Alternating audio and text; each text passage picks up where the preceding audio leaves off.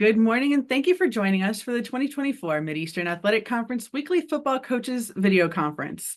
I am Elise Scripter, Director of Strategic Communications for the Mideastern Athletic Conference, and I will serve as moderator and co-host of today's question and answer session.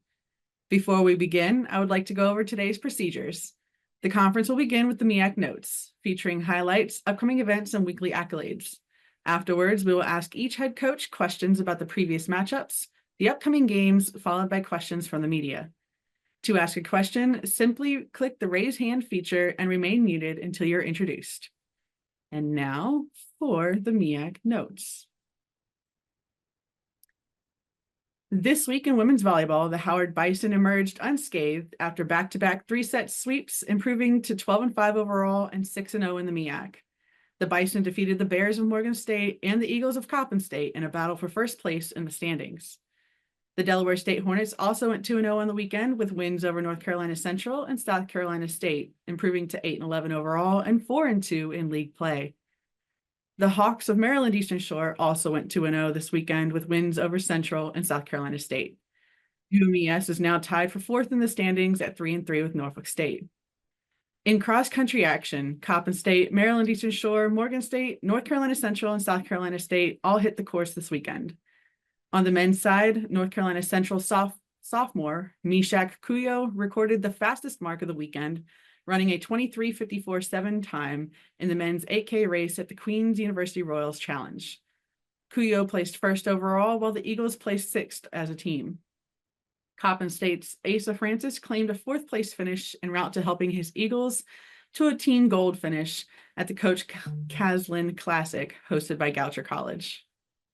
On the women's side, Maryland Eastern Shore's Rebecca Jepnagich ran an 18:38 time in the women's 5K at the NJIT Highlander Cross Country Challenge, placing fifth with the fastest MEAC time of the weekend. Morgan State's Abigail Fisher finished 18th in the same race with a time of 19:34. And women's bowling action began this weekend with Coppin State, Delaware State, and Howard competing at the Bud Whitman Memorial Bowling Tournament. The Hornets finished fifth with a 6-1 record and a total pinfall of 7,355 pins. Howard finished 11th, while Coppin State was just behind in 12th. Morgan State finished with 12,090 total pins at the Youngstown Penguin Classic to finish 14th. And that is this week's MEAC notes. And now, joining me as co-host throughout the season is executive producer of the MEAC Digital Network, Mr. Lynn Thompson. Welcome, Lynn. Thank you for being here with us, and let's talk some MEAC football. Hey, Elise, thank you. As always, we're glad to do it. Welcome everybody to episode number 8, video conferences for the 2024 season. Hey, as always, we got a lot of information to share with you today as we move into what we see as the final weekend of non-conference play. What's up this of the league teams will enjoy a much needed bye. And as always, there's a lot of stuff to discuss. So let's get rolling with our first interview of the morning. It's going to be with head coach of the Howard Bison, Larry Scott. How you doing this morning, Coach Scott? I'm doing well, man. How you doing? Good, man. Good. You find yourself right now at 500, 3-3 thus far. A real good football game. Coach, at home at HU, the Bison returned to the win column following a 21-14 victory over Sacred Heart. Let's talk about this football game, Coach. Yeah. It was it was 14-14 going into the fourth. I don't think it could have scripted out, Lynn, for where we are as a football team any better than that, than to drive home some of the points that we had been making through the bye week of learning how to finish in the fourth. Played 4 quarters of football. We had some adversity we had to overcome. We had some situational things that popped up in the game where we executed better and did the things better coming out of the bye week that we wanted to see improvement in. So I don't think in the end it could have scripted out any better to continue to teach and learn and grow from as we get ready to move into this game this weekend and on in the conference play. So you always wanted to be prettier than that and all those type of things, but in the end, it was a real quality win for us at home in a lot of ways. Well, Coach, not only did you win on the scoreboard, but you win in terms of returning some of your key role players, such as your trigger man, Jay Sean Scroggins. He Yeah, following the bye week. Talk about some of the other players, including him, who returned to the field and the impact they had, not only in terms of morale, chemistry, but the victory itself. Yeah, I mean, to get guys back healthy and some guys we had kind of held and could have got back a little bit quicker than what we did, but I thought it was more important to get those guys fully healed. And all those things for the football that was ahead of us as opposed to the football we we're playing there in the moment. But it also gave us a chance to continue to develop some of our role guys and give them more meaningful minutes and meaningful playing time and those type of things that would just only benefit us later on down the line. We need some of those guys to step in some critical situations and play really good football. So got a lot accomplished to be sitting here 500. Obviously, we would like to be better. We want to win every time we get a chance to go out and play.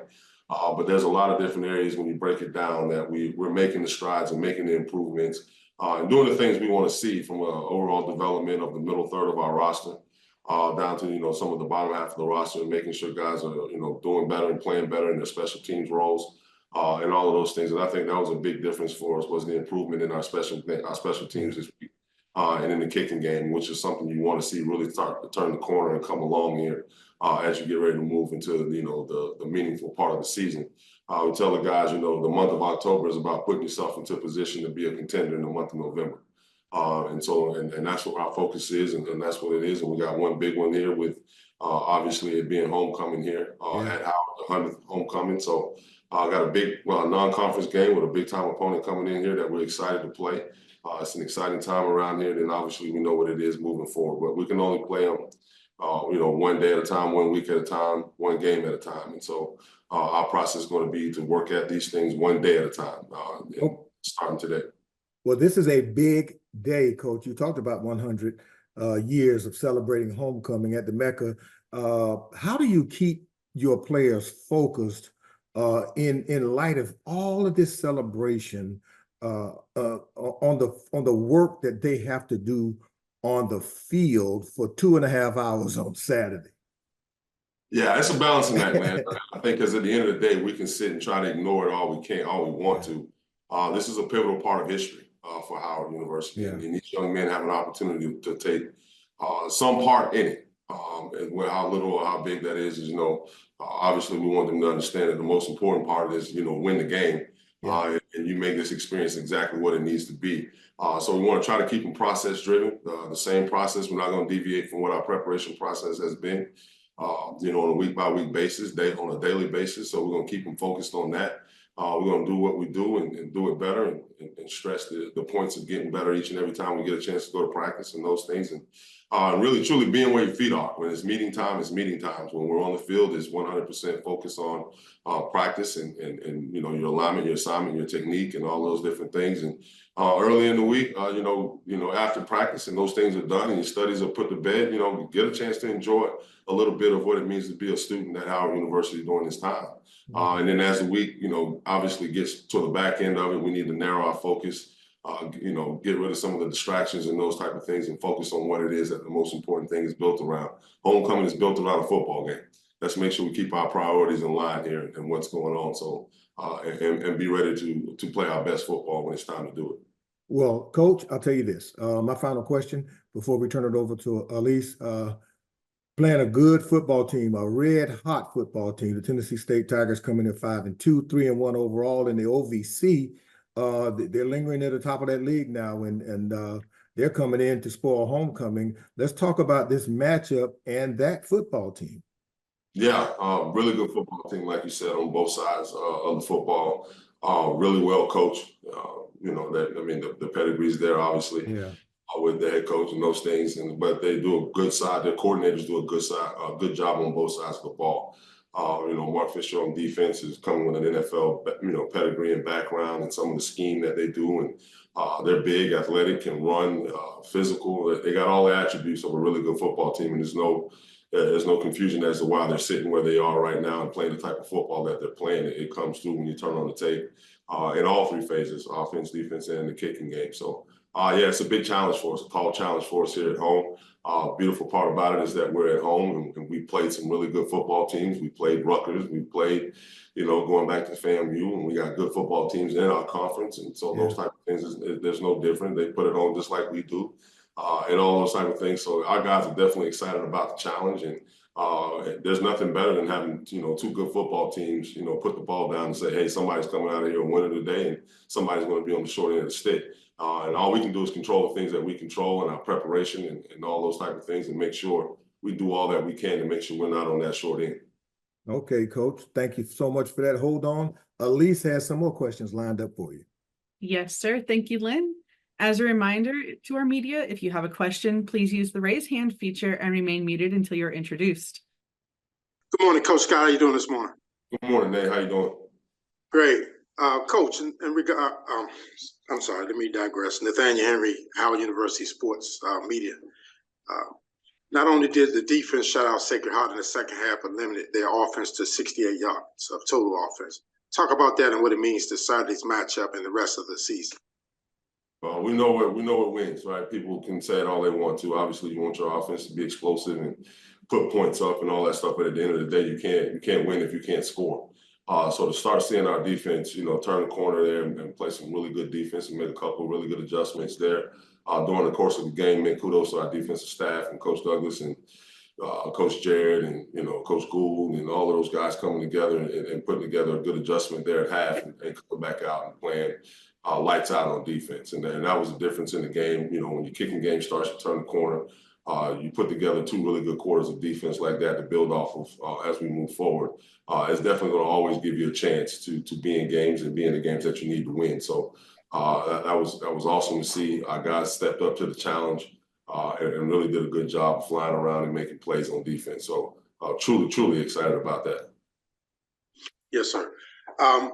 We seem to be speaking about Kenny Gallup every week. When you watch him, he is not only making big plays, but he's always directing teammates on where they should be.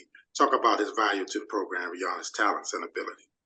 Yeah, it's top to bottom. Kenny's as quality as it comes, as far as just the epitome of what you talk about having in your football program and building around his leadership both on and off the field.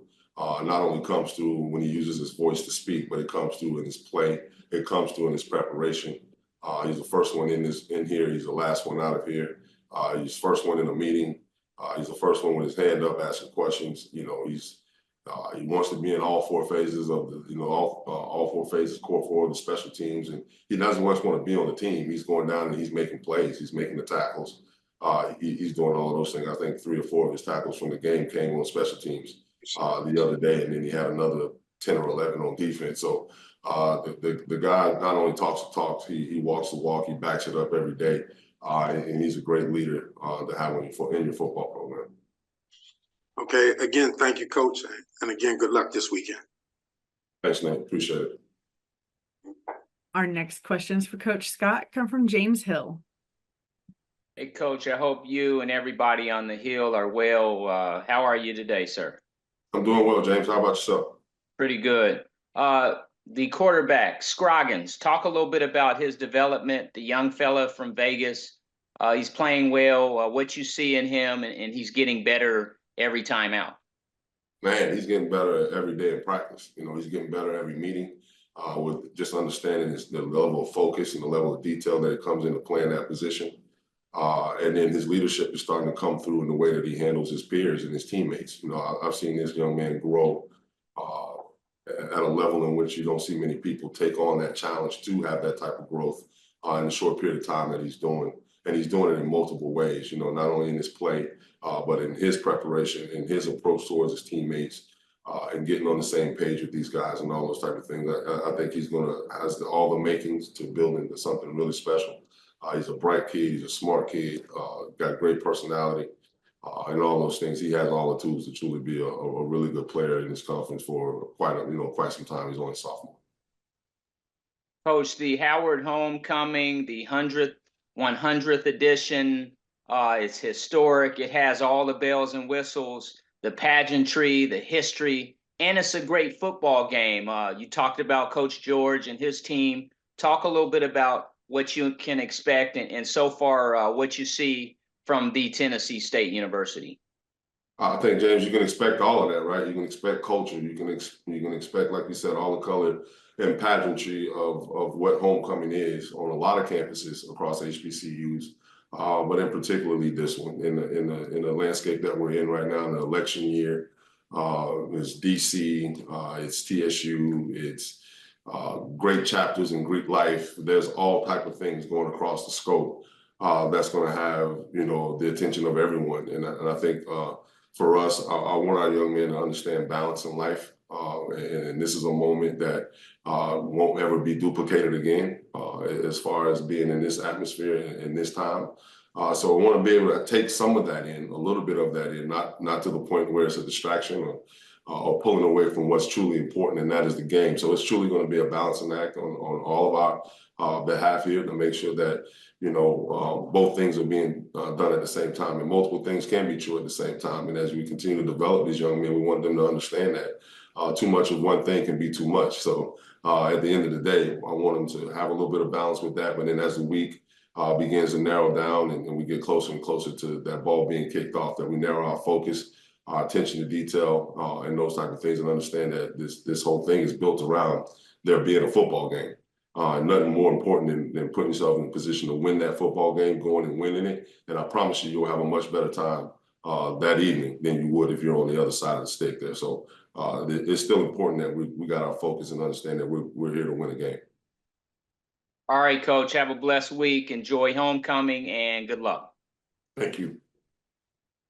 Our next questions for Coach Scott come from Ty Miller. Hey, Coach Scott, how you doing this morning? Ty, I'm doing well until I seen that Steelers when you got on right there. I was doing much better. That thing. I'm just an NFL guy.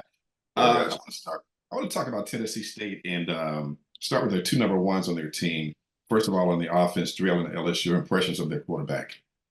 Yeah, very active. You know, gets a quick release, gets the ball out, can use his legs to get out of trouble, keep plays alive, and all those type of things. I think he can present you some different issues, obviously with his athleticism and those type of things. So you're going to have to be aware of him. You know, having somebody assigned to him, he's able to pull the ball down and do things like that. And so you're going to have to be very aware of him and confuse him a little bit, maybe with some looks, some stunts, and different things like that. But you're going to have to present different pictures for him a little bit on defense. And when you have a chance to, you know, swarm him and get him on the ground and tackle well, you're going to have to make it a physical affair. And I think our guys are up for that and understand the physicality and the level of phicality that it's going to take in this game to win it. Tennessee State's off to one of his better starts in years. And on defense, the linebackers make a lot of plays, but I want to start with number one on defense. Boogie Trotter, he's a ball hawk of sorts. Can you talk about him and what you see on tape? Really active. He's kind of like our Carson Hinton on defense. He plays that nickel star kind of hybrid position.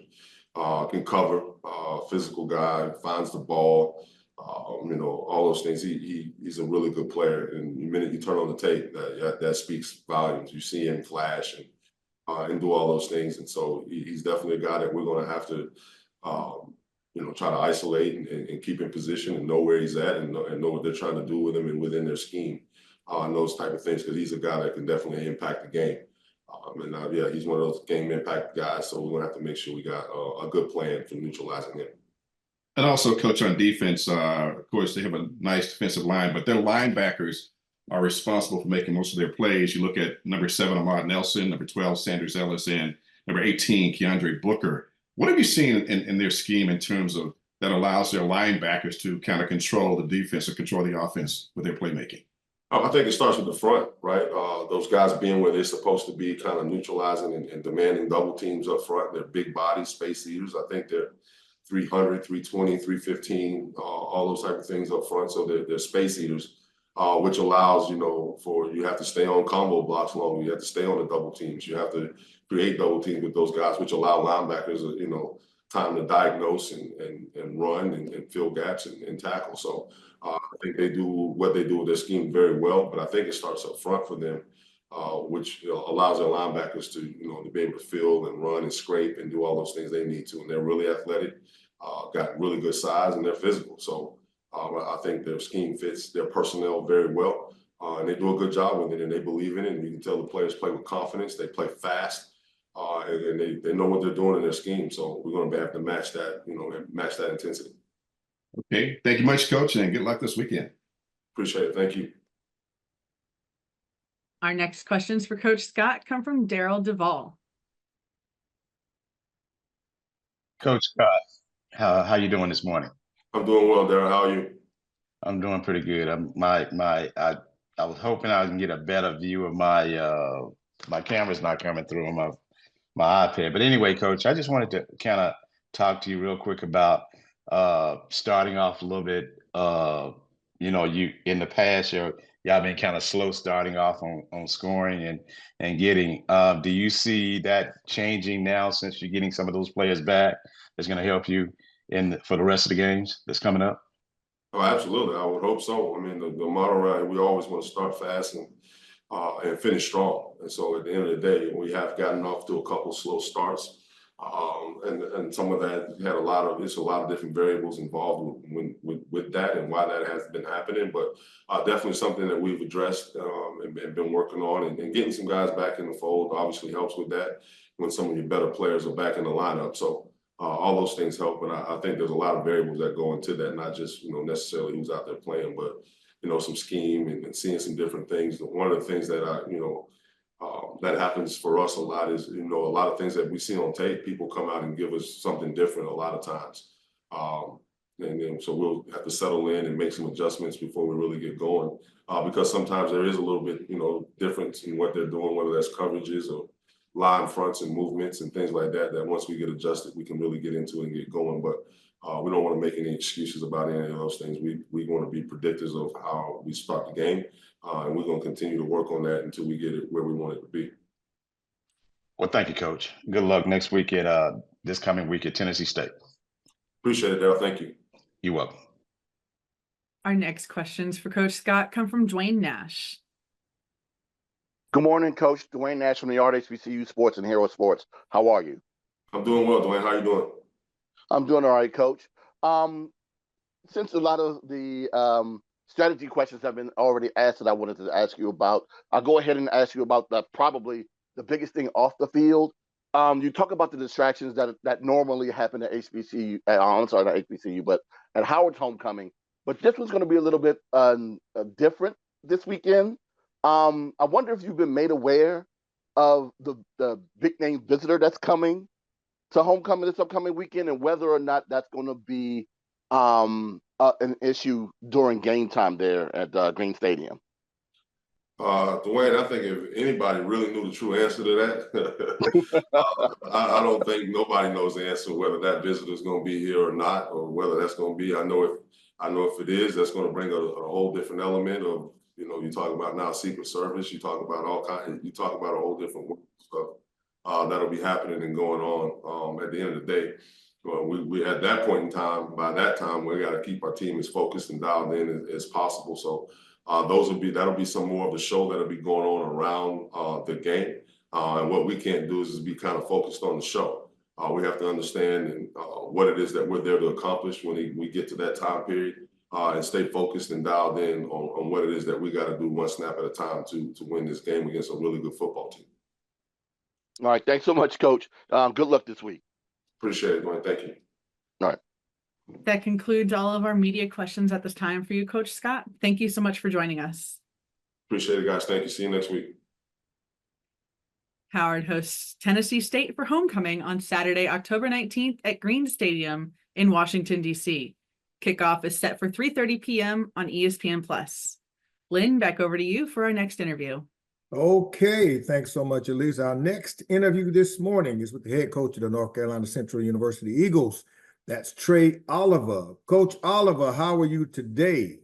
I'm well, Lynn. How you doing this morning? I'm good, man. I'm good. And I know you are doing well with 4 in a row for the Eagles following a dominating 68-0 victory over Virginia Lynchburg. I know you probably going to give us your spin on things, but this is a win that you expected to enjoy. Talk about the matchup and your real assessment. You're going to give it to us straight like you always do on what the Eagles did and their performance. Let's hear it from the head coach. Yeah, Lynn, going to the game, we thought that we had the better team.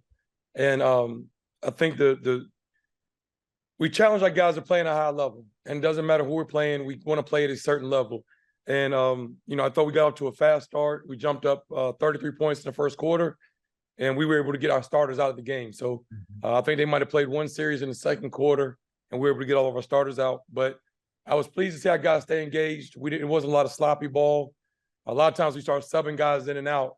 You get substitution penalties and just start playing sloppy ball. And I thought that our guys stayed focused and stayed engaged. I mean, it was really good to see everybody play. So everybody that dressed Saturday had opportunity to play. And, those guys deserve it. They come to practice every day and work hard and do the right thing. So it was good to see a lot of our 2s and 3s get the opportunity. And, getting a lot of those guys playing time in the game, even against a team like Virginia Lynchburg, and no slight on them, it's crucial as you develop this roster, Coach, as you head into the bye week and now look fully ahead for conference play on the other side of this break.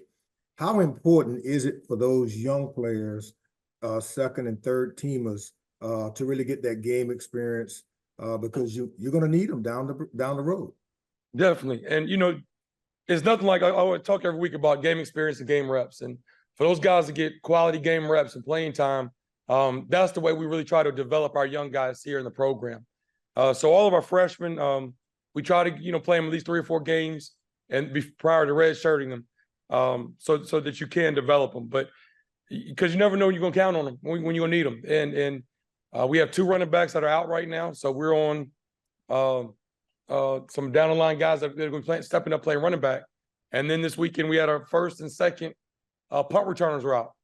So we had a couple more punts and that I wasn't pleased about that. But we had our 3rd and 4 punt returners getting reps this weekend. But like I said, that's the big for us. That's the way we try to develop our young guys.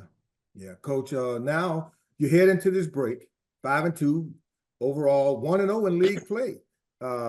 What's going to be the focus of the Eagles during this week as you prepare to look ahead now, not only to host Morgan State, a very good football team coming in, but you got to host them for homecoming?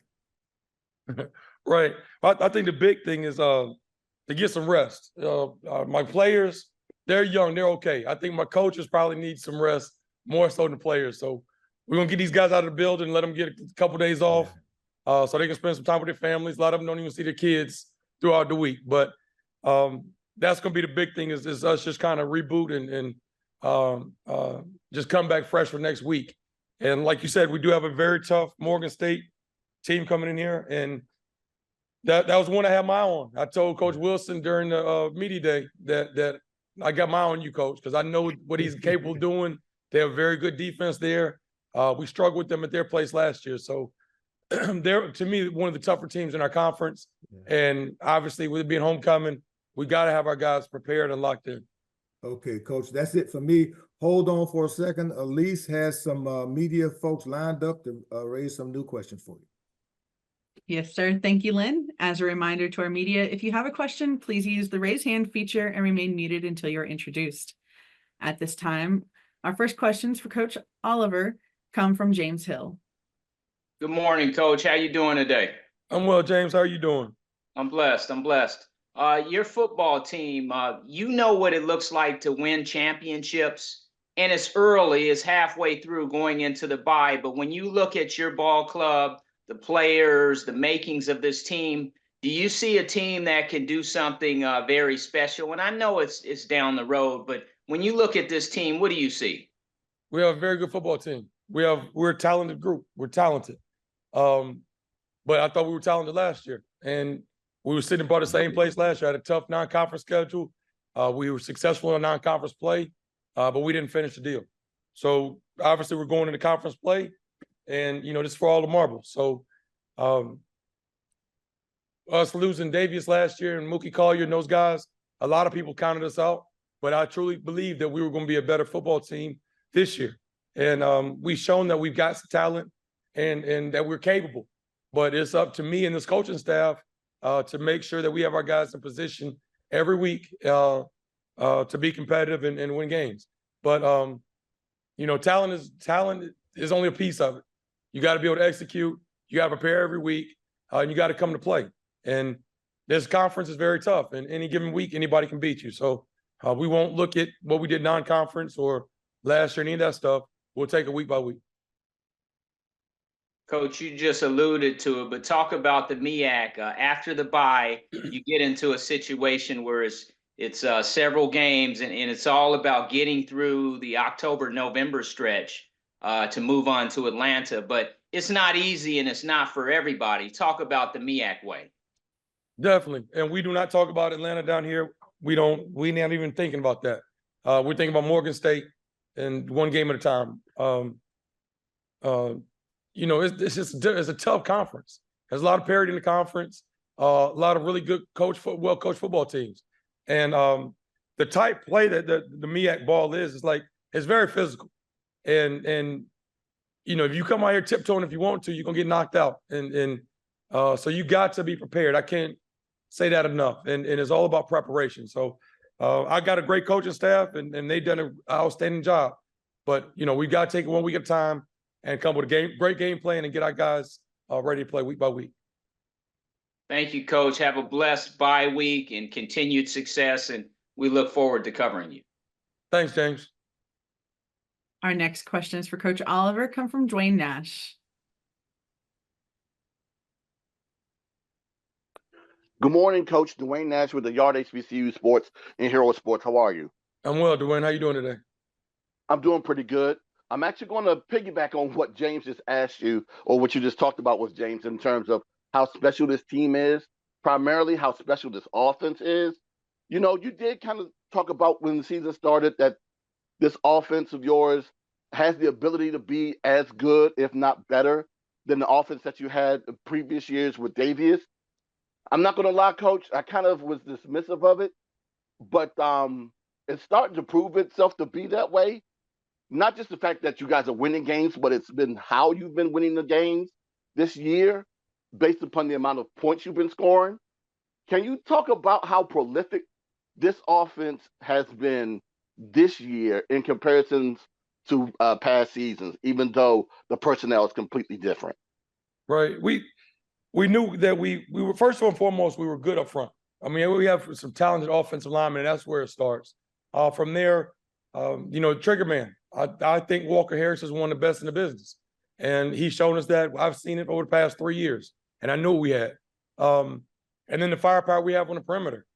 We have some talented receivers, probably about 8 or 9 really, really good receivers that we're comfortable. Any of them can start.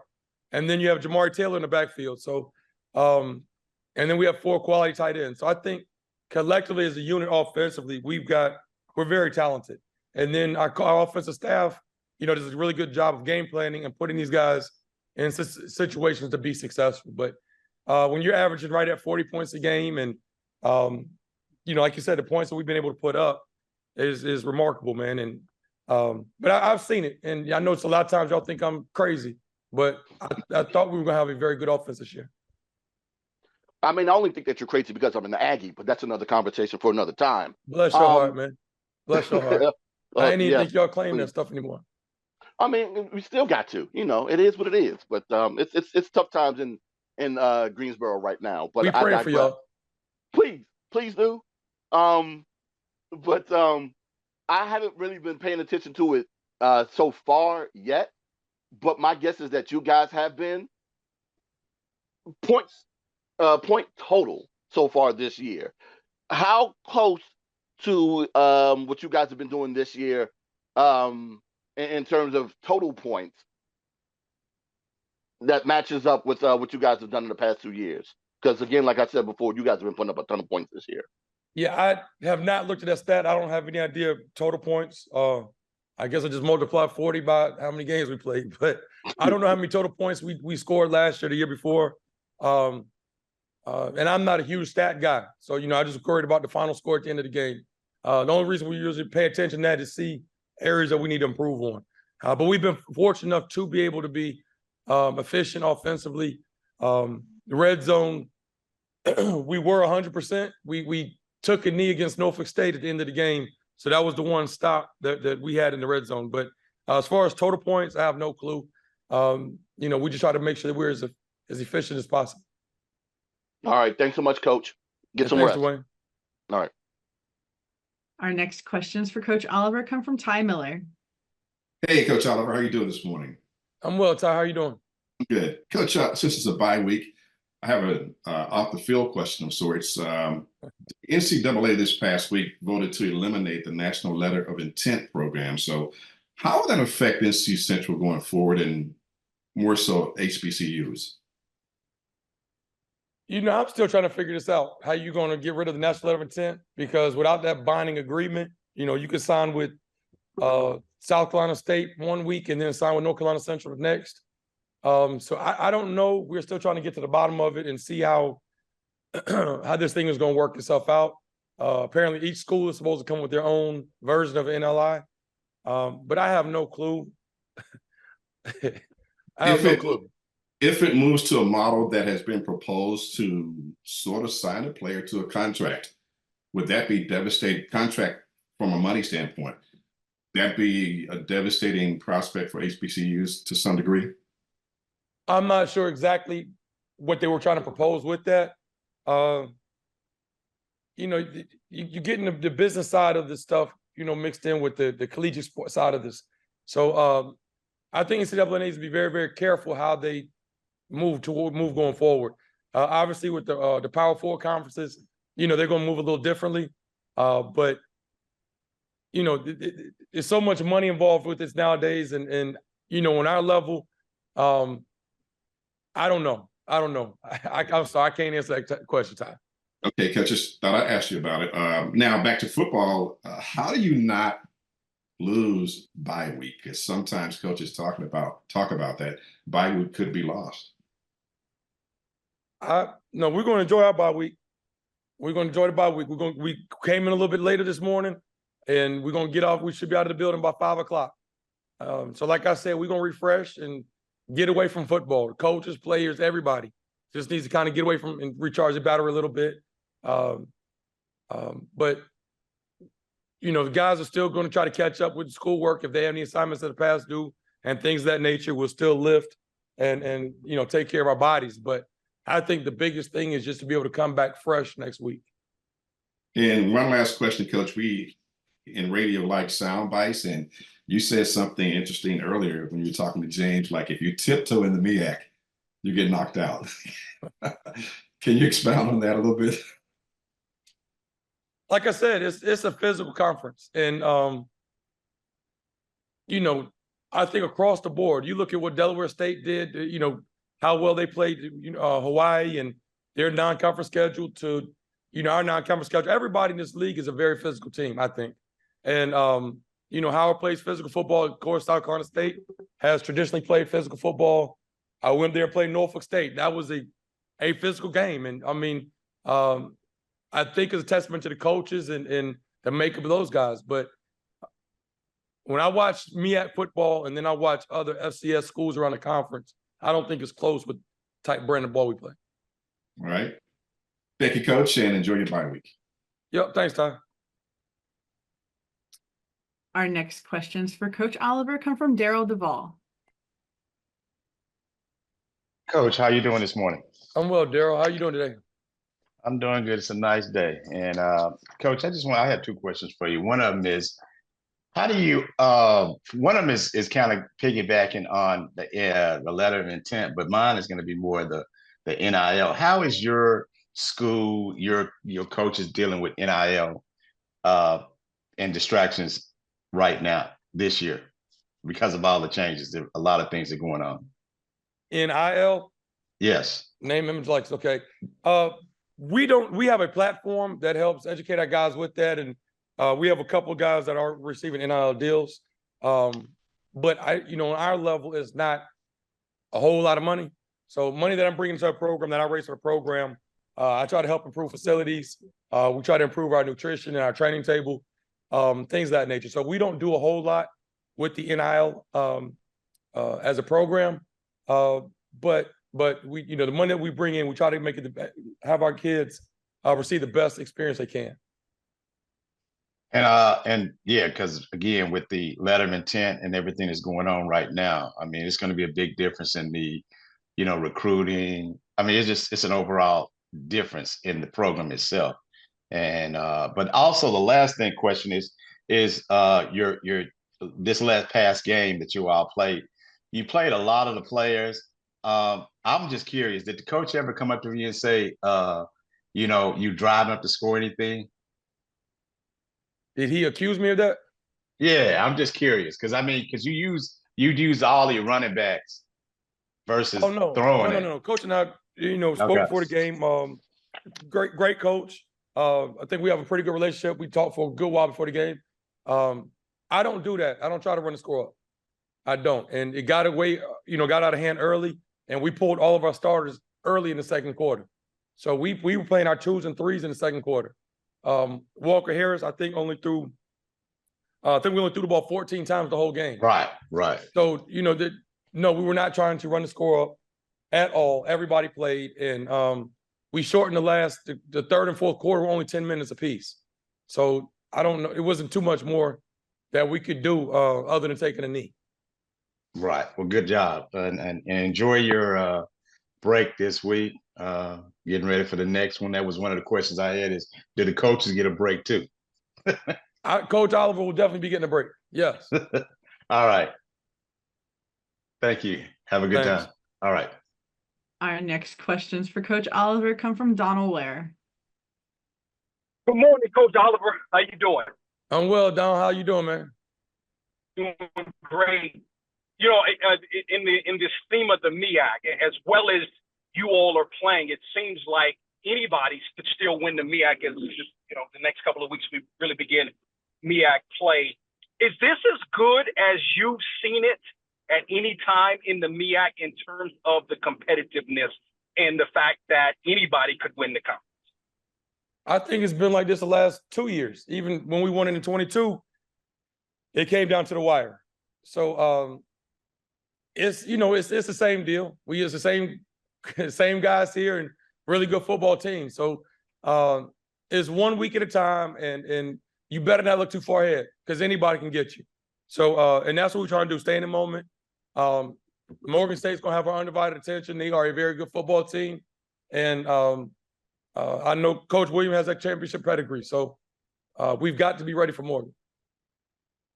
And also with respect to, you started off a little bit slow, and you're right. You look at Walker Harris coming in. I mean, he had 5 touchdowns, no interceptions. Last year, maybe got off to the slow start, him and the team as a whole. Was the A&T game a turning point, or was there a specific play maybe, or maybe something specifically that happened in the A&T game that put you on the track you're on now? Well, I thought he played really well against Carolina in that first half before he suffered that concussion. But the Elon game, I think, was kind of woke him up a little bit because I thought he pressed a little bit the Elon game, and the guy's a perfectionist, and he sometimes has a tendency to put more pressure on himself than needed. So I tell him, just go out and play, man. Don't worry about it. Just play football, and that's what he's done. And I think he's shown that he's a talented young man. Has a great arm, makes really good decisions. I think he's thrown about 17 touchdowns and 5 interceptions, but he's been outstanding for us. But we knew what we had. When we were losing Pee Wee last year, we weren't concerned in our building. We knew that we had Walker coming in. And then can you maybe give specific concerns you may have about Morgan, and what makes this game against Morgan? Because if you look at the last several years, seems like it's been like a one-score game, and especially last year. What makes this the game that it is? Seems like it's really becoming sort of a rivalry game. I think they're a tough football team, and when you have a tough team, I think that you have a chance. They're not going to beat themselves, and I think they're just tough, mentally tough and physically tough. We came out last year and at their place, and we had our hands full. I mean, at halftime, we couldn't move the ball offensively. I thought defensively we played pretty good in the first half, but offensively they shut us down. So we had to, at halftime, have a come to Jesus meeting with the guys, and we were able to fortunately pull that game out. But like you say, in the past couple of years have been really close games, and I think it's just primarily because they're a tough football team. All right, I appreciate it. Enjoy the bye week. Thank you. That concludes all of our media questions at this time for Coach Oliver. Thank you for joining us this morning. Thank you all. North Carolina Central is on bye this week before returning to the field on Saturday, October 26th, when they host Morgan State for homecoming at O'Kelly Riddick Stadium in Durham, North Carolina. Kickoff is set for 3:30 p.m. on ESPN+. Lynn, back over to you for our next interview. Okay, thank you so much, Elise. Our next interview this morning happens to be with the head coach of the Delaware State University Hornets, Coach Lee Hall. Coach, good morning to you. Hey, good morning, Len. Good, coach. Coach, you faced a disappointing loss, 23-0 to Robert Morris on the road. Tough going this past Saturday. Let's talk about the game, Coach. Yeah, it was a tough game. Obviously disappointing. We didn't play well on either phase. We're pretty banged up right now. Our quarterback did not play, so we're hopefully try to get him back. He makes a big difference for us. We go as he goes. So looking forward to the bye to just to try to get back and get healthy. Yeah, Coach. Arguably, this team is far better than its 1-6 record, and because of that perspective, the Hornets can be a potential nightmare for any opponent. And as much as you continue to point out continuous improvements in your ball club in several areas, what do you see are those critical areas that now continue to separate you from winning and losing? Yeah, I think the biggest thing right now is we need to get healthy. I haven't really talked about our health issue because I don't want that to be the reason why. I just don't think it's good to talk about injuries, and that's the reason why we're not being successful. We are capable, and we have players that are capable of stepping in. And this week we had a lot of guys step in and get some serious playing time, and that's going to benefit us down the road because they got some experience. Our second string guys, our backup guys got a lot of experience. We just got to continue to grow. That's the biggest thing. Continue to improve. One day at a time. One game at a time. Not look ahead of what's coming up. The biggest things for us is to focus and try to finish some games out. A little earlier, Trey Oliver talked about the same thing. He said that there's nothing better to develop your roster than game time. And most times you either put them in the second and third tier guys when you're winning by a lot or you're losing by a lot. And those are the most opportune moments to do that, Coach. But now as you head into your second bye week of the season, what's going to be the focus other than getting healthy for the Hornets as you prepare for conference play now on the other side of this break? And how do these non-conference opponents prepare you for the next several weeks of MEAC play and MEAC style of football? Yeah, just like Trey said, this is a physical conference. I think we played a physical brand of football. That's probably why we're banged up a little bit, because our guys really been playing physical. So the biggest thing for us is just to focus on doing the little things. I gave our guys some time off, just like Trey talked about. We all needed some time off from each other. So we're gonna get back on Wednesday. I gave the guys a few days off to just to get healthy, get their minds right. I think we just got to come back and refocus. Coaches, they need time off too, but we'll meet a little bit each day this week. Today, again, like Trey said, we'll probably be out here by 5 o'clock. Again, they needed some rest, but we'll come back tomorrow, and we're just sitting down as a coaching staff and discussing what we need to do to try to get a win. What areas do we need to improve on? Change is good sometimes. So, looking at changing around how we practice, how we meet, things for the better, just to get a little spark. Because, if you keep doing the same thing over and over, sometimes, when you're not winning, not doing what you expect, it gets kind of monotonous in the guys. So we got to try to put a little spark into our football program, a little infusion to this football program. So that's what we're doing as coaches right now, is just trying to figure out how we can do that and starting on Wednesday when we get back with the guys. Well, I guess my final question is, I guess the challenge of finding a way to get to Atlanta, which begins with a trip to Orangeburg next Saturday, might be great motivation for the Hornets. Is that true? We're not talking about Atlanta right now. We got to focus on ourselves, and we got to go week to week, day to day. So right now we're concentrating on going down to South Carolina State for homecoming.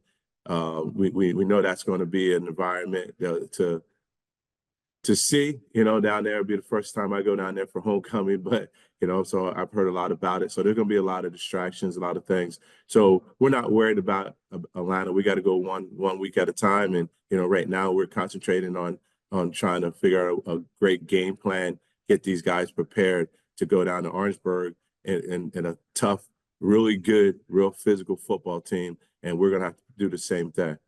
Okay, Coach, thanks so much. Hold on. Elise has some more questions for you. Yes, sir. Thank you, Lynn. As a reminder to our media, please use the raise hand feature and remain muted until you're introduced. Our first questions for Coach Hull come from Chris Stevens, HBCU Sports. Good morning, Coach Hull. How are you? Hey, good morning, Chris. Obviously, Marquis being out, damaged you guys a little bit offensively. How much did you have to change the game plan with CJ back there, going in, knowing what you knew about Robert Morris going into that game? Yeah, we had to kind of tailor the offense around him. Obviously he's a different style of quarterback than Marquis.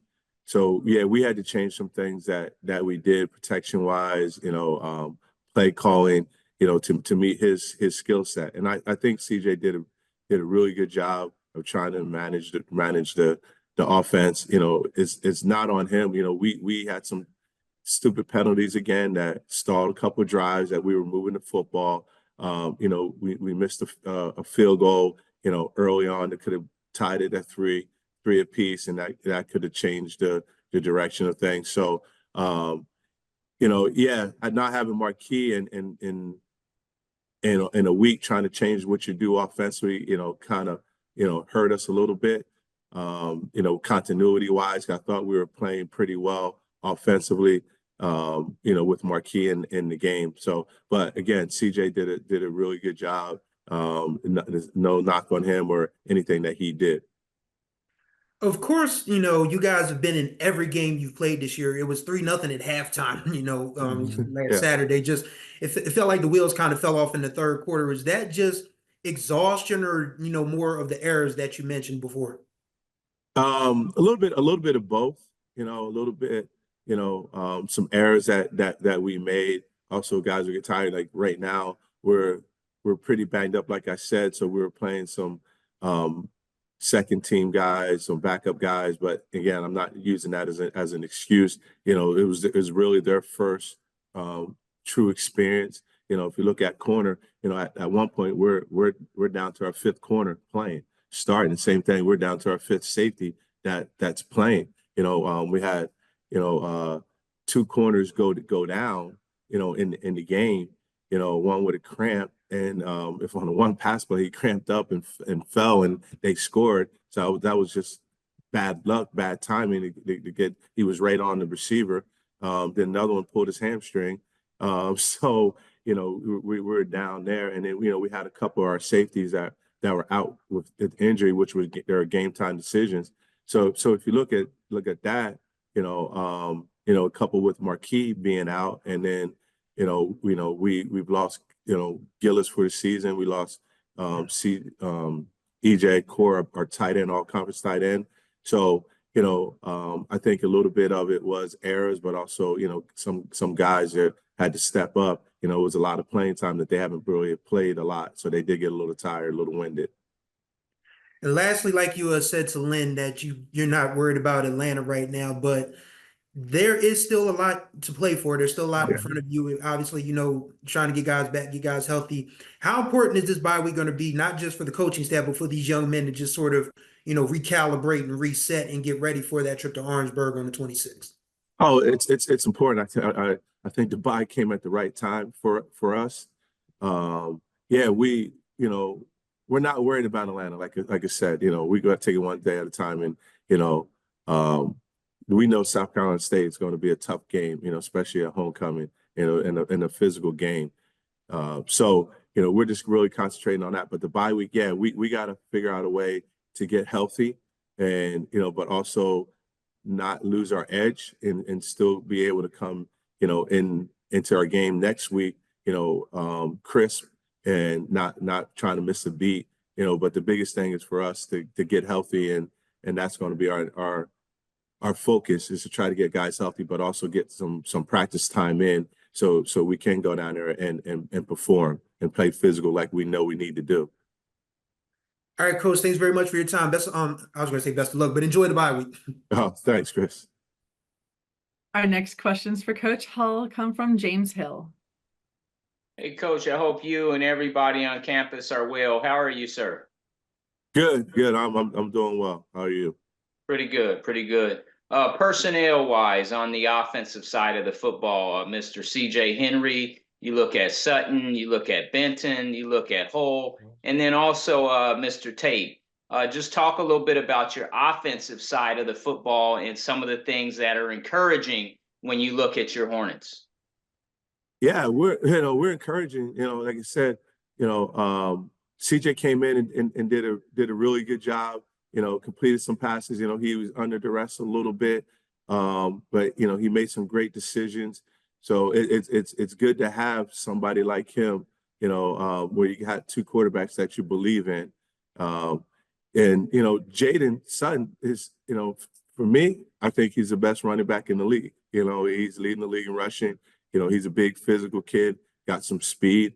Too. Like if he does break loose, he can take it the distance. But being 225 pounds, I mean, he's special. And then our receiving core, I love it. We're young. Obviously, Jordan Hall is the oldest. He's the grad. So he's the old man of the group. But then when you look at Kyrie Benton and you look at Christian Tate, they're redshirt freshmen. So, getting their first taste of real action and stuff. So that's encouraging, not, for these MEAC games, coming up and also for the future. So I look at for special things that happen with that receiving group. And then, also Najee Lally, he didn't play much, so we're going to get him back in the fold. So offensively, we do have some firepower, but again, it starts up front. I like where, again, we have we're starting 3 redshirt freshmen there too, right now, because, Isaiah Cook is out for the year, our all-conference offensive tackle. So, we're starting 3 redshirt freshmen. So all this experience for the offense is great. So now hopefully we can put it together when it's MEAC play. Coach, HBCU football in 2024, in this case, the MEAC, but just talk a little bit about this league and so far what you see and what you think, and you've been a part of it, and you can see it from a different vantage point, from a coach's clipboard and from the sideline, but what do you see when you look at the talent of the MEAC? There's great talent, exceptional talent and exceptional coaches. So I'll put our league up against any league, and you see what we're doing in non-conference games, against the PWI schools and stuff. We're winning those games, or we're right there in those games coming down to the wire. So that just shows the type of brand of football that the HBCU and MEAC, even the SWAC teams, but more importantly, what the MEAC schools are doing. Great brand of football.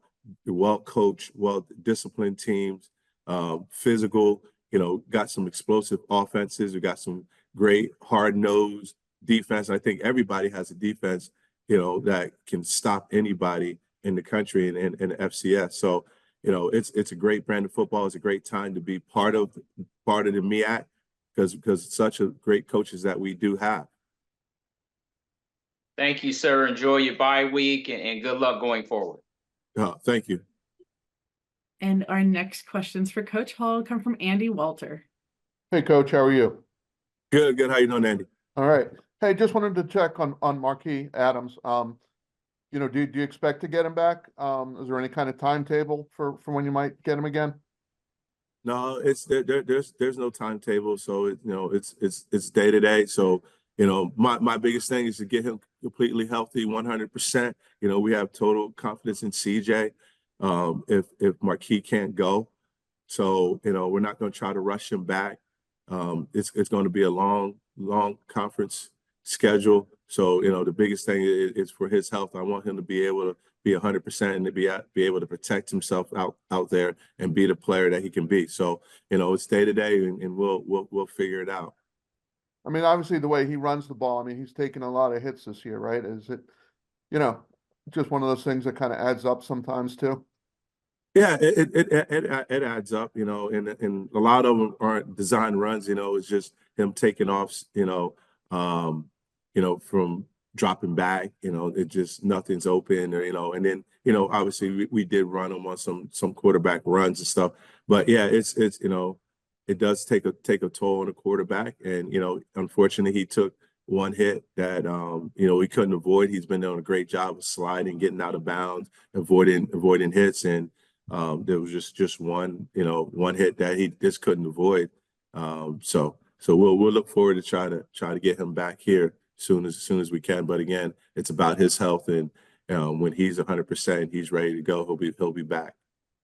With the open date, do you take the opportunity to really work with CJ and maybe adjust some things offensively that are his strengths, or do you try not to tinker too much with that?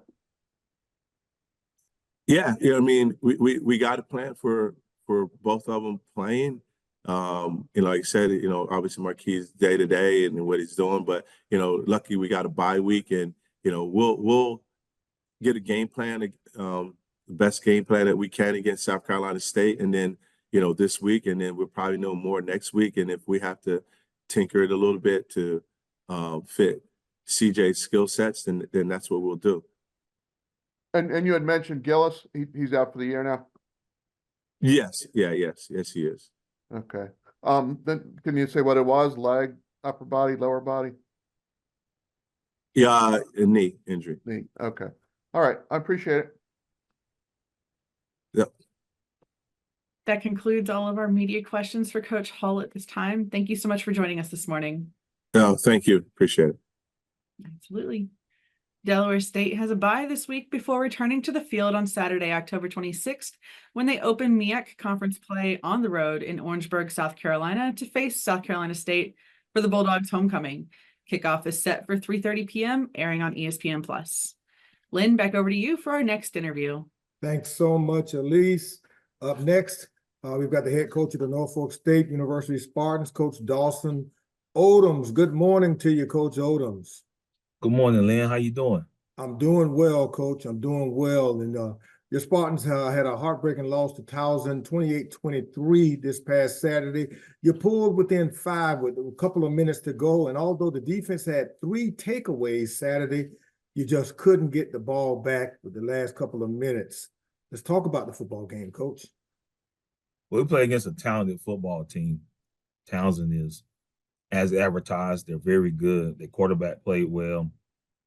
Two-headed monster at running back, tight end, very explosive on offense, and a defense that, they get in 3 down, and they got 3 big guys that don't allow you to try to run the football. But we responded. I mean, these guys just keep playing, man, and they play hard. Just want that breakthrough for them. But we had some opportunities. When you look at the film, we missed some opportunities. It was a back and forth football game, a well-fought football game, a well-played football game, but that ball just didn't bounce our way. But we're coming. We got a much-needed bye week, and we're going to get some guys healthy. Our starting quarterback was out. True freshman played, and I couldn't be more happy for an individual, man. He didn't wake up probably thinking that week that he was going to be the starting quarterback, but these offensive guys did a great job of getting a scheme prepared for him, and he did an outstanding job. He gave us a chance, and that's what you want from your quarterback. He took care of the football. He played really well to be a true freshman, so it's a bright future for him. And we just come up a little short.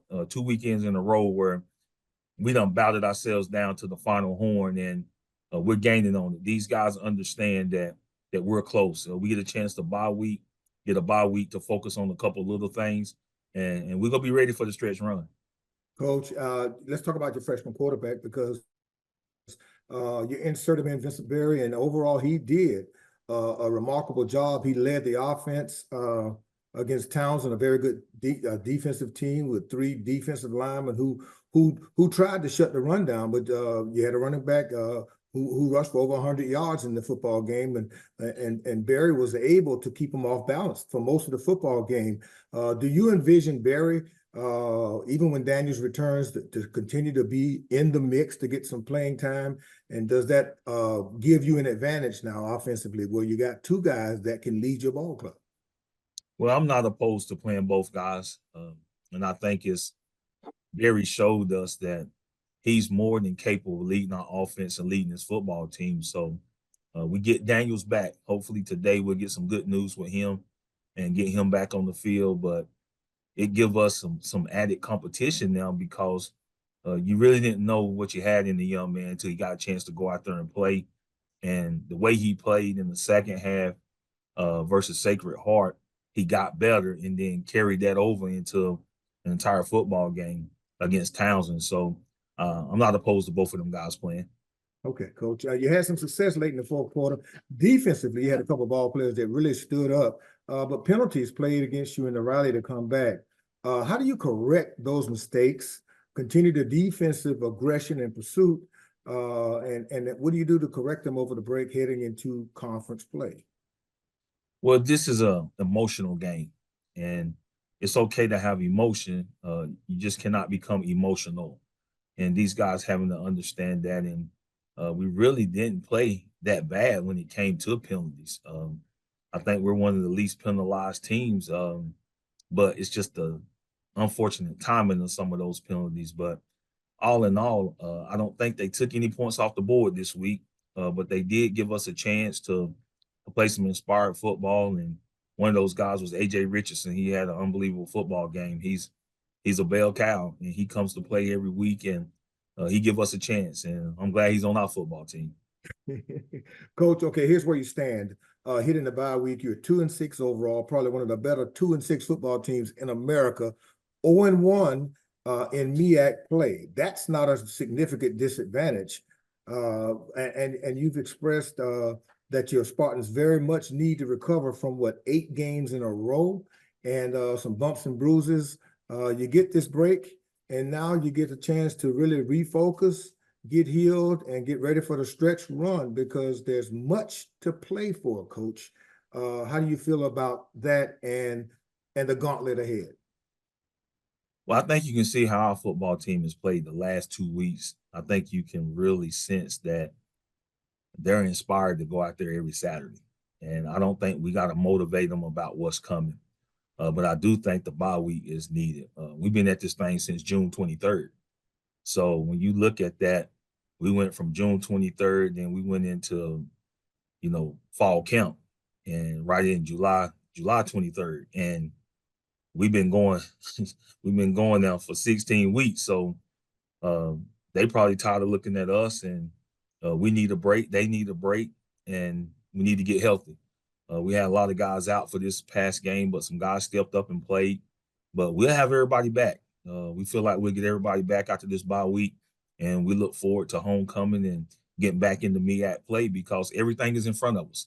And that's the motivation, is that we still believe we're a good football team, and we're peaking, we're playing good, we're playing better, and we feel like we're going to have some say as we go down the stretch.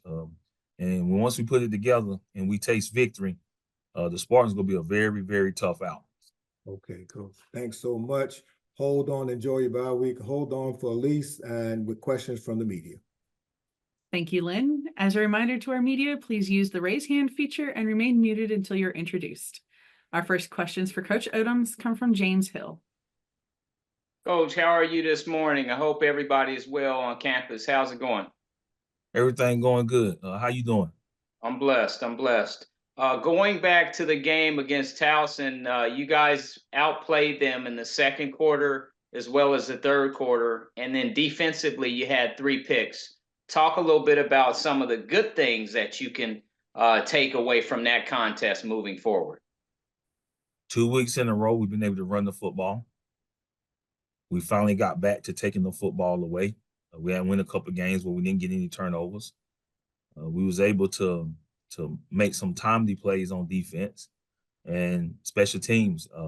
Finally got a good return out of our returning units, and really a complete team effort. We just got to clean up some miscues, and those things change the game. You just don't know which play is going to be. So just getting these guys to understand every play matters, and the amount of focus you got to have to win a football game from start to finish is the biggest challenge with today's football players. Is you can't have no lulls in a football game. You got to stay locked in mentally for 4 quarters, and you got to have a good understanding of what you're doing, and you got to execute, and just getting them to do that on a consistent basis. For the last 2 weeks, we've been able to do it regardless of the situation. This football team has been for each other, offense for defense, defense, offense, special teams. And you can see that and they playing all the way down to the end. I think we can carry that over into each week. The breaks are going to come. We just got to clean up a little bit of those little things and just do simple better. Coach, this is that time of year everybody looks forward to, where you get a bye week and then you have that stretch run, so to speak. Where you have those 4 games and there's something special to play for. Just talk a little bit about your team and that process, and chopping wood, carrying water, and again, just one day at a time, and taking this thing down the stretch. And everybody wants to get to Atlanta. Well, I think that's the end goal. And I think you, as a coach, have to believe you have a football team that can get there. And 8 games in a row, and we haven't played against 8 St. Teresa's of the Blind. We done had some very good football teams in that 8-game stretch. And you just got to look at when they play other teams and see how competitive it is. You look at this Townsend team, they played 3 top 10 FCS opponents, and here they come into your place. So you go look at Virginia State, that's a natural rival for us. So it don't matter if they're Division II. It's tough football. Hampton is about of the Bay. Your fam still rolling in the SWAC. East Carolina was a tough football game. So yeah, Central was in that. So it's not like you haven't played really, really good football teams. And now you get a little break, you get a chance to do a self-evaluation, what we can do better, how we can do it, and we got some time to fix those things. Week to week, you don't have time to work on some of the corrections because you got to get ready for your next opponent. But we do feel like going down the stretch, we can make some corrections. We can do some things a lot better, look at ourselves, do some self-evaluation, and really get this football team honed in for the stretch run. And we feel like we can really play a lot better, and that's going to be our challenge. All right, Coach, have a great bye week, and we look forward to talking to you soon. Thank you. That concludes all of our media questions for Coach Odums at this time. Thank you so much for joining us this morning. Always a pleasure. Ms. Thompson, you tell Pastor Riley I said hello, man. It's been a long time. So behold the green and gold. Thank you, Coach. Norfolk State has a bye week this week before returning to action on Saturday, October 26th, when they host Howard for homecoming at William Dick Price Stadium in Norfolk, Virginia. Kickoff is set for 2 p.m., airing on ESPN+. Lynn, back over to you for our next interview. Well, okay, thank you so much. Our next interview of the morning is with the head coach of the South Carolina State University Bulldogs, Chennis Berry. Good morning, Coach Berry. How are you? Good morning. How you doing this morning, Lynn? I'm good, man. You look refreshed as your team comes off the second bye week of the season. Refreshed. Here's where you stand: 3-2 overall, 1-0 at home, 2-2 on the road. But more importantly, Coach Berry, you're 3-1 against FCS opponents. This week, your Bulldogs host a familiar foe for you and an old-time rival for the Bulldogs, Fort Valley State, and a very tough D2 team. They come to Orangeburg. Let's talk about Fort Valley and South Carolina State. Well, first and foremost, yeah, they are a really good program, man. You look at Fort Valley State over the years, man, dating back, Greg Lloyd and Tyrone Poole. I mean, Valley State, from where they're centrally located right there in the heart of Georgia, they're always going to have players. So we respect Coach Sean Gibbs and what they're doing, man. They got a really good program. They're doing some really good things, and they're playing some really, really good ball right now. But in terms of us, we spent the last week just working on us, just focusing on the little things, the small details, some things I really think we improved on. I mean, we had probably some of the most spirited practices as we went last week. We went Tuesday, Wednesday, and Thursday of last week. Then we gave them Friday and Saturday off, just like these coaches are saying. We gave them some time away. And then we came back yesterday for our practice, getting ready for a game week for Fort Valley. And it was an enthusiastic, energy filled, fresh legs. I mean, guys were ready to rock and roll. So, we respect Fort Valley State University and what they bring to the table. They beat Allen in a really close game. It was a good game, actually, this past week. So we'll be prepared. Our young men understand the importance of the urgency of now. We talk about the urgency of now a lot around here, and no opportunity wasted. And we really, really believe that wholeheartedly. So our focus, just like every week, is just try to go 1-0. We'll do all we can to put our young men in position to do that. Okay, Coach, you have played FBS teams and you've played FCS teams. How do you guard against some of your young men overlooking a D2 team? Oh, no, they will not do that. I promise you that. They understand we're going to play the people across from us. And we know and we respect. You got to think about it. I just came from that level. A lot of players that we have on this football team came from that level as well. And they're probably some of our better football players right now. So, one thing I respect about, the guys in the Division II level, and I'm sure all these coaches can testify to that, there's really good football players there. It's just unfortunately sometimes they get overlooked. But, the guys that we ball here were the better ones of the group. But, ultimately we understand, we respect. Fort Valley's got a really, really good quarterback. They have a really, really good running back. They have a receiver, number 17, that's the real deal.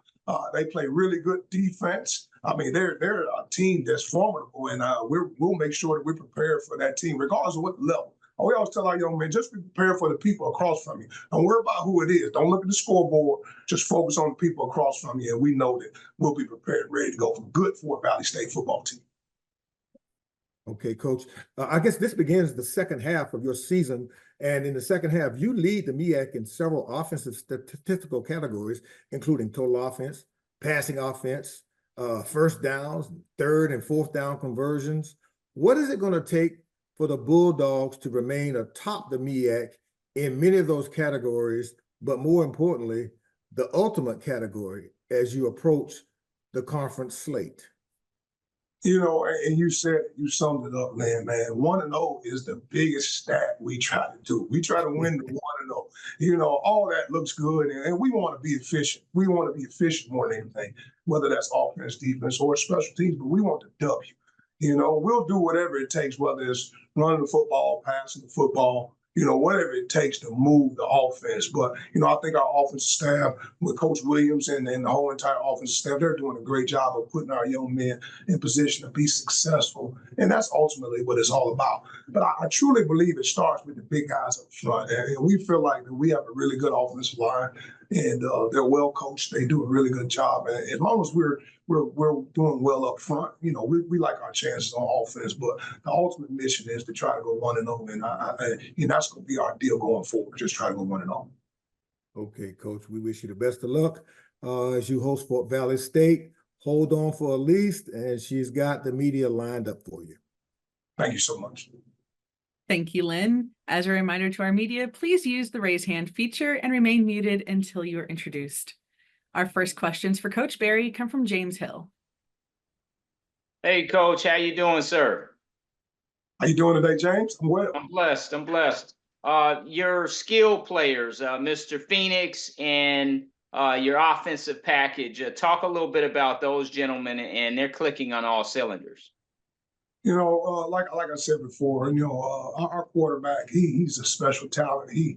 he does a good job of running our offense, and and he's healthy now. That's important because nobody really knows this, but Eric been banged up all year. But to see him out there at practice yesterday, we gave him some time off last week to just get more mental reps more than physical reps. So he didn't take many physical reps at all. He just stood there by me for all the practice and just regurgitated the play, and we just went through everything together mentally. But it looks like he's back 100% now. He's a talented young man. And then our running back, DeAndre Duhart, he's a special talent as well as Casey Adams. So, we really like our backfield. They're a 1-2 punch back there in the backfield. And then our tight end, Keyshawn Toney, we feel like he is a special talent. He didn't even play the Tennessee Tech game. We gave an opportunity for Nick Brown to start that game, and Nick Brown had 2 or 3 really big catches and a touchdown and a couple big plays, and he did a good job in the running game as well. And then you look at our wide receiver core, led by Caden High. Caden High and Justin Smith-Brown are special talents. And, you talk about Ionaj Carter, another special guy. I mean, and all in all, with Nigel Johnson and the young man that we have in that room, Jordan Smith, we like our receivers. I mean, we play about 6 guys at the wide receiver unit. And our quarterback does a good job of just getting it to the open guy. I mean, obviously, Caden's getting a lot of the touches, he and Justin Smith-Brown. But our quarterback's going to trust his read and give the ball to the right people. And I think Coach Williams did a really good job with Eric in making sure that all in all that he manages the offense and put the ball in the playmakers' hands. Coach, you've been very successful. You know what it's like to win. South Carolina State has won a lot of games and championships. But when you think about the MEAC play in this month ahead, what's the thought process as teams want to get through that and ultimately make it to Atlanta? But this is a big time schedule coming up. What are your thoughts? Well, just like all the other coaches said, we just focus on now. I mean, that's just real. I mean, we can't look ahead, and we respect this conference. We respect everything about it. And like you say, as I look at the rafters every day when I come to practice, there's 18 MEAC championships. So, their winning there's nothing new around here. Those guys have been winning for a long time, and I respect all of that. And, our young men are going to be focused on Fort Valley State University. We are so locked in on the 1-0 philosophy. We understand that MEAC play is coming up right after that. And like I told our team last night in our team meeting, it was a great quote that Dan Lanning said after they beat Ohio State. And Dan Lanning, the head coach at Oregon, he was like, he don't worry about situations, because if his young men win Tuesday, Wednesday, and Thursday, when they get to those situations on Saturday, you expect them to have success because they've already been in those situations. So, we just focus on now. No opportunity wasted. The urgency of now. We're just trying to go 1-0. And we have a really good team that's coming here. Fort Valley State has been dropping a lot of points on a lot of people. So, our offense and defensive staffs are in there. In the lab right now, putting the meetings of the mind, trying to put schemes together to get ready for a really, really good, talented Fort Valley State team. All right, Coach, continued success. Have a great game coming up, and we look forward to talking to you soon. Thank you so much. I appreciate it. Have a good day. Our next questions for Coach Berry come from Ty Miller. Hey, Coach Berry, good morning to you. How are you? Good morning, Ty. How you doing today? I'm good, Coach. You have been David before in terms of the David versus Goliath situation with the little brother versus big brother. With that being the case, what's the mindset that Fort Valley is going to bring to South Carolina State this week? Oh, Fort Valley's going to come in, and they're going to come in prepared to try to win the football game. I mean, like you say, we've been there before, so we kind of know. And they're going to say, just like we all say, that those guys put on their equipment just like we put on ours. They're going to come in and say, hey, it's 11 on 11. We like our chances. They're going to come in just getting the mindset of their young men. So because Fort Valley has traditionally been a good program, if you look around the just trajectory of whole entire especially the MEAC and SWAC versus the SIAC and CIAA, there's been some D2 teams that have come in and won some games. We just can't let it be us. So we understand. We talked about Clark beating Bethune, and we talked about some of the things that have happened in the last 2 or 3 years. So they know. And they know the urgency of now. And our young men, you know, I always talk with our leadership council, and I get what I call the pulse of the team with our leadership council. So I just kind of went around the room with those guys and I said, well, how do you guys feel about the upcoming opponent? And all 12 of them said the exact same thing. Oh, we respect Fort Valley State University. We'll be prepared. We're prepared just like we playing the Dallas Cowboys. We'll be ready to rock and roll. So when you got good leaders, you don't worry about much when you got good leaders. And I think our leaders are going to make sure that we put our best foot forward. Because still, Ty, we haven't played our best game yet. Offensively, defensively, and special team, we have not played our best game. We want to put it all together. And it starts with trying to go 1-0 and playing a good game versus a good Fort Valley State team. And Coach, of course, Coach Buddy Pugh did not lead the cupboard there. And you've been able to expand on what he was doing. So how much does that play into your early season success so far? Absolutely. I tell Coach Pugh that all the time. I say, appreciate it, Coach, because he left me some really, really good football players. He really did. And, you know, it's the leaders. It's the guys. It's like I say, we have a couple guys that are seniors now that were on that Celebration Bowl winning team. So they were young guys then. They were starters. They played a lot. So they know how to win. And the foundation was already here. It was my job to come and add my little spark to it with the foundation that's already been here. And I think that's putting together a nice little pot of gumbo and a nice little pot. You know, when you mix it all together, you got your nice pot when it's all said and done. And, you know, with the guys we brought in and then getting the culture right. You know, I'm big on discipline and culture and doing things the right way on the field and off the field. And I think our young men have really, truly bought into that.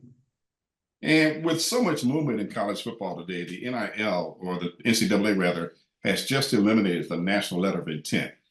Going forward, how will that affect HBCUs and more particularly South Carolina State in the future?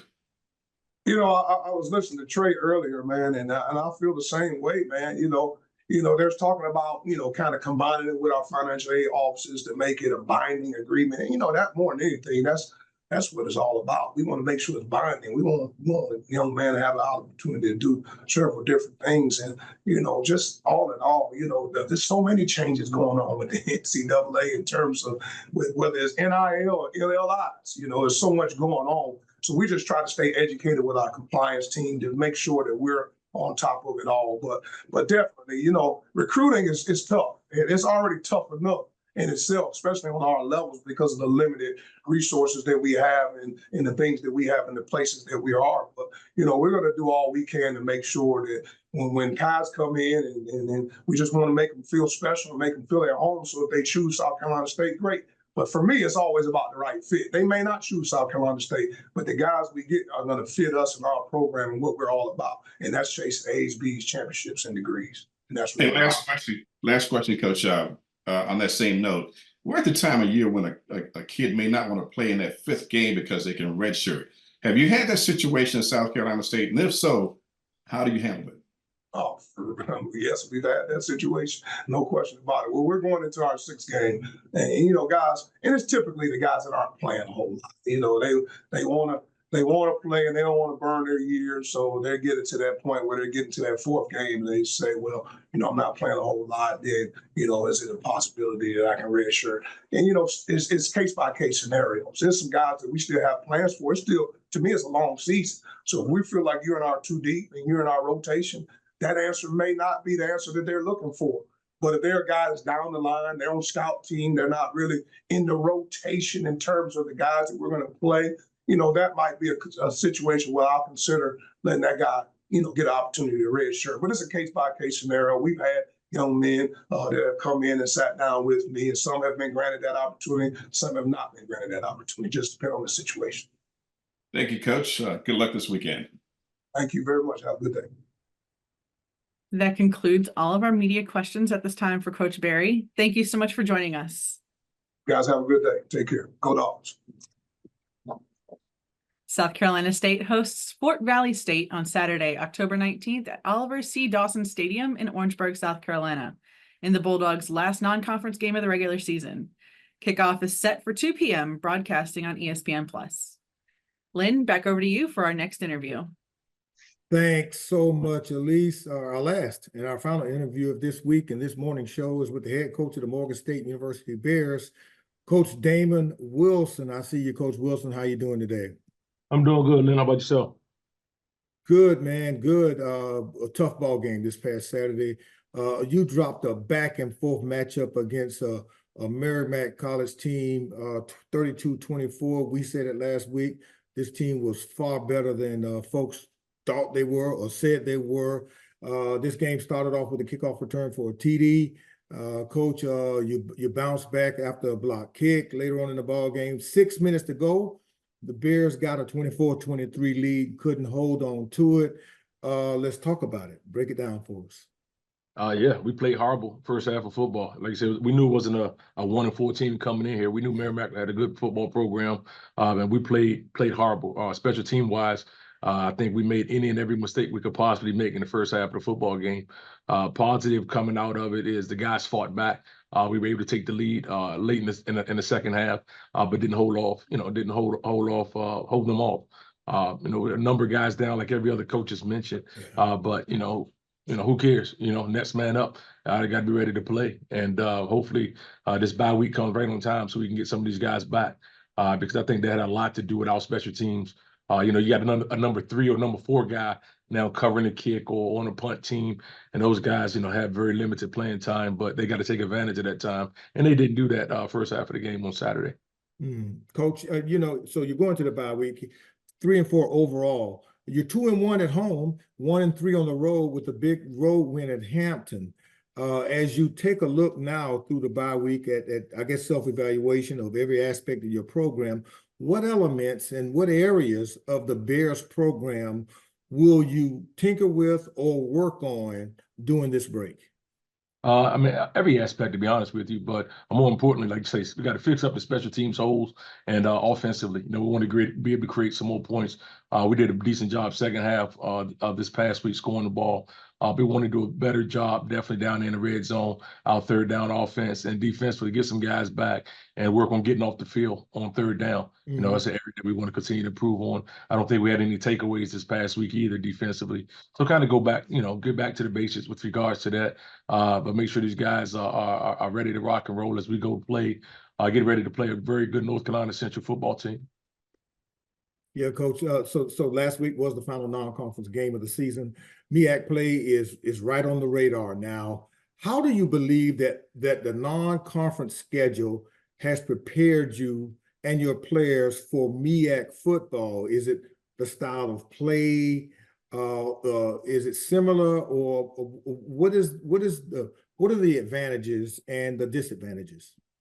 Because you're in MEAC, we have those 6 non-conference games where you're playing teams, whether it's the FBS, the Division II, other FCS opponents. It's different styles of play, if you will. The one thing that the MEAC schedule is going to entail is some good coach football teams, some physical football teams. So I think all of the above, you're able to prepare when you play those non-conference games, making sure you play opponents that you're going to challenge you as well as prepare you for MEAC. And I think we've done that. And, so we're excited. We just want to get healthy and get ready to rock and roll for Central. Final question, Coach, before we let Elise take it away.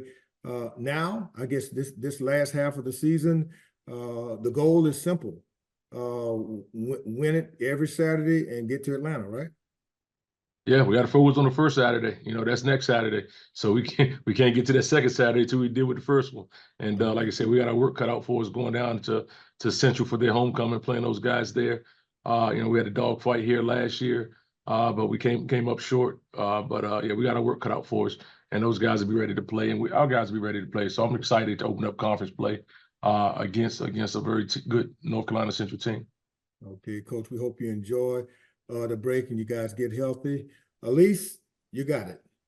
Thank you, Lynn. As a reminder to our media, if you have a question, please use the raise hand feature and remain muted until you are introduced. Our first questions for Coach Wilson come from James Hill.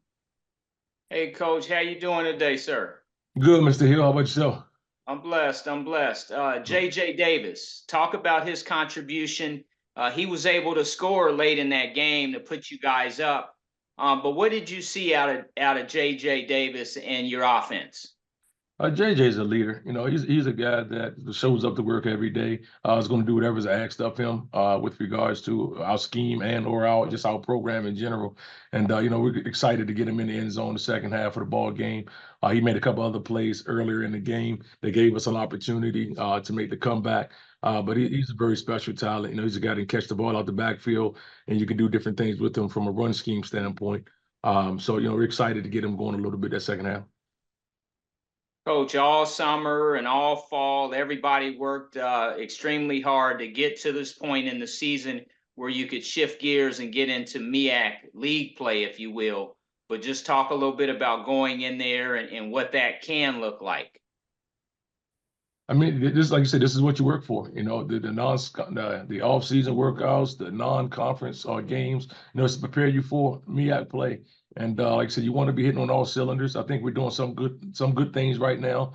I think, like I said, this bye come right on time to get us the opportunity to sharpen up on some things that we aren't doing well. Hopefully we'll be able to pick our quarterback back up and some other guys. But Deuce Taylor was able to get quality reps the last few games. And, you know, I think he's done the best he could to give us a chance to win. So we're excited about that. So now we have two guys that we feel pretty good about is having some play time under their belt to give us a chance to win ball games.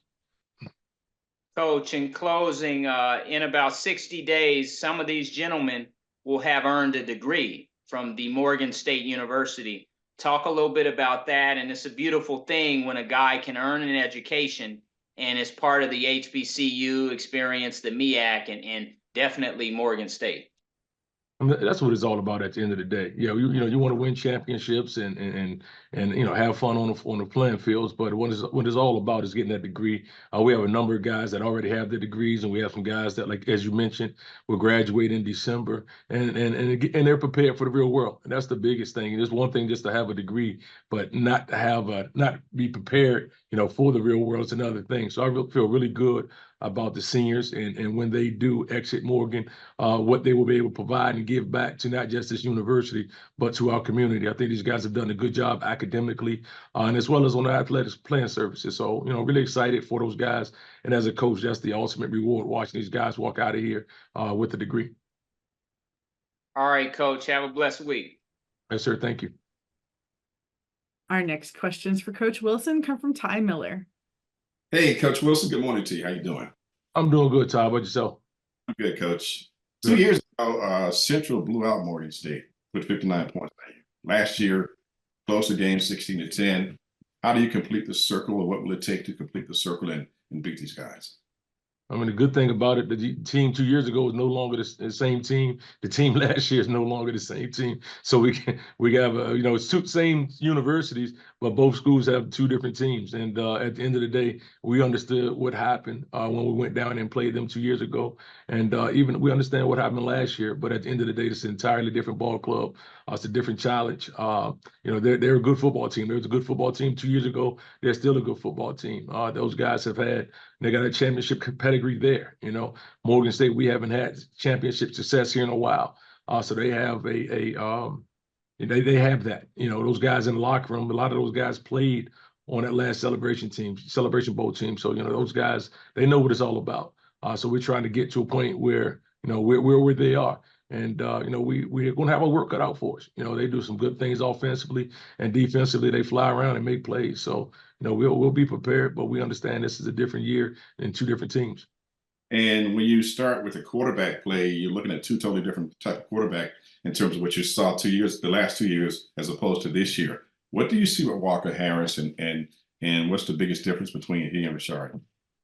I mean, both of those guys, in my opinion, can spin the ball a little bit and can't hurt you with their legs. You know, they both know the system really well. They understand what's being asked of them. They don't make a ton of mistakes as far as in passing game, run game. They understand where they're trying to run the ball to certain techniques and that sort of thing.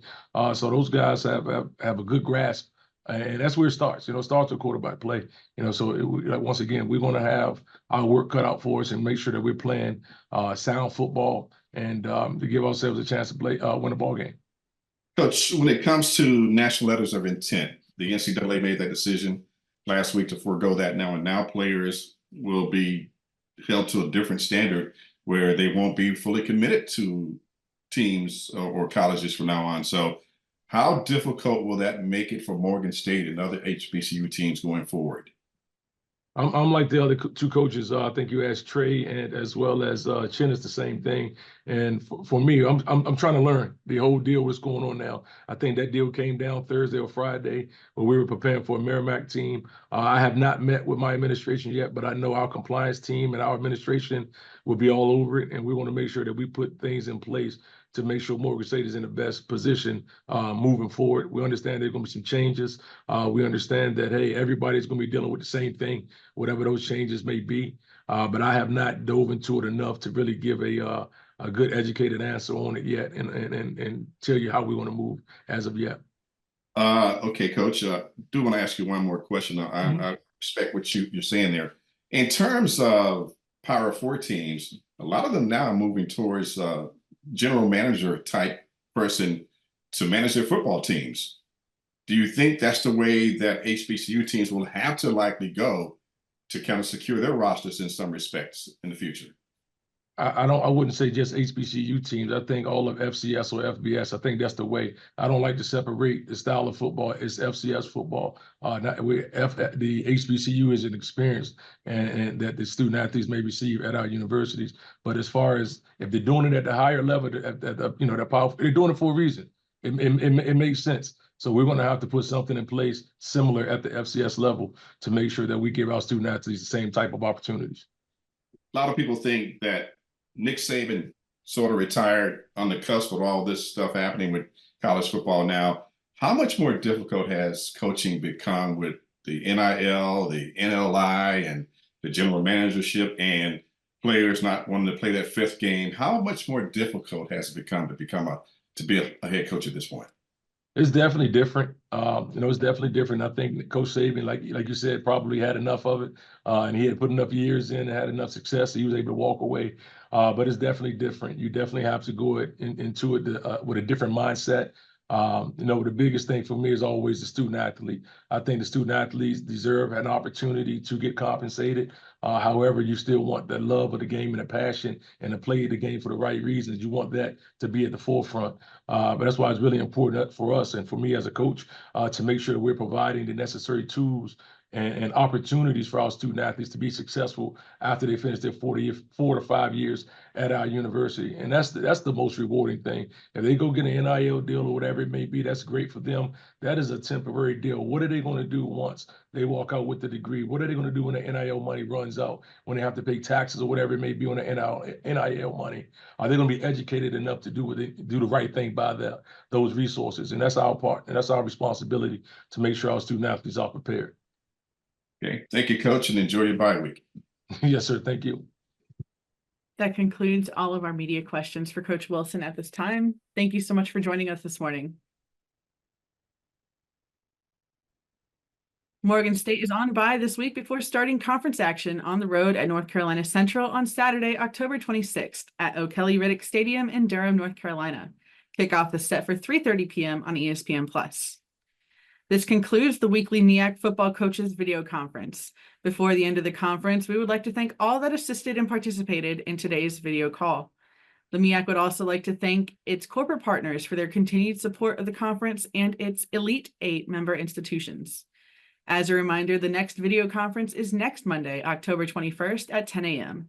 For more information on MEAC football and other sponsored sports, visit MEACsports.com and follow the MEAC on social media at MEAC Sports on Facebook, X, Instagram, TikTok, and Threads. Thank you all for tuning in to this week's MEAC football coaches video call, and have a great football week.